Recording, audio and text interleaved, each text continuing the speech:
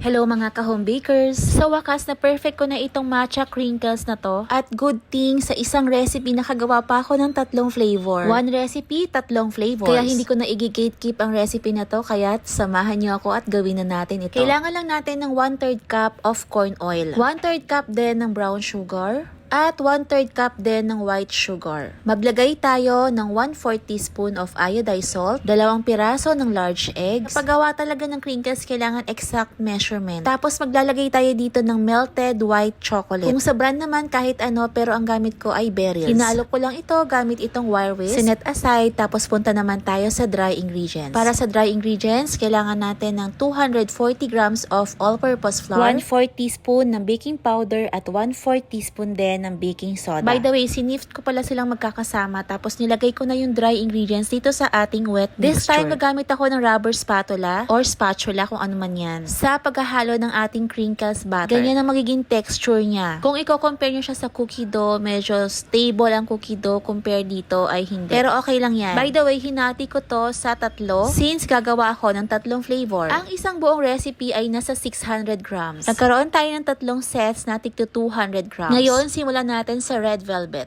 Para sa 200 grams ng crinkle butter, naglagay ako ng 1/2 teaspoon of cocoa powder, 1/4 teaspoon of flavocol, which is red velvet emulco. Pagkatapos ay haluin lang natin gamit itong rubber spatula. So ayan, meron na tayong red velvet crinkles. Ngayon naman, punta naman tayo dito sa ating ube flavor. Kung meron kayong ube powder, lagyan nyo siya ng 1/2 teaspoon. Kung wala, cocoa powder na lang. Pagkatapos ay 1/4 teaspoon din ng ube flavocol. Same lang din ang ginawa natin kanina sa red velvet. Pinagkaibahan lang is yung mga flavors. So, instant, meron tayong ube crinkles. Punta naman tayo sa matcha. Siyempre, kailangan natin ng matcha powder, which is 1/2 teaspoon. Tapos, naglagay ako ng green tea emulco, 1/4 teaspoon. At ayan, meron na tayong matcha crinkles. So, ayan na siya. But wait, there's more. Hindi to kagaya ng ating cookie recipe sa paid group na ready to bake. Kailangan natin tong i-rest ng 2 to 3 hours sa ating ref or chiller. Ito ay kalalabas lang galing ref, mga 2 hours ko siyang ni-rest. Make sure kapag magpaparest kayo ng inyong crinkles, dapat nasa airtight container. At heto na siya after 2 hours. Ayan o, diba? Malalaman nyo pag okay na kapag binilog nyo, sumusunod na siya sa pagkabilog. Hindi siya bumabagsak. Pero yung texture niya, soft pa din at hindi siya ganun ka-hard. By the way, bawat isa ay may 40 grams na bigat. Bale sa isang flavor, makakagawa ka ng 5 piraso kasi 40 grams times